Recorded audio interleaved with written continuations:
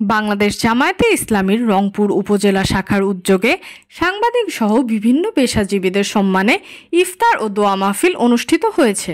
রংপুর সদর উপজেলা জামায়াত কার্যালয়ে আয়োজিত এই মাহফিলে বাংলাদেশ জামায়াতে ইসলামীর রংপুর সদর উপজেলা শাখার সভাপতি মুহাম্মদ রায়হানের সভাপতিত্বে প্রধান অতিথি হিসেবে উপস্থিত ছিলেন রংপুর সদর উপজেলা শাখার আমির মাওলানা মোহাম্মদ মাজহারুল ইসলাম।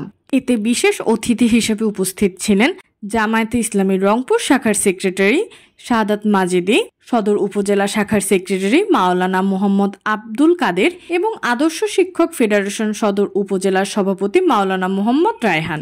এছাড়াও রংপুর সদর উপজেলার নেতাকর্মী ও বিভিন্ন পেশাজীবী মানুষ।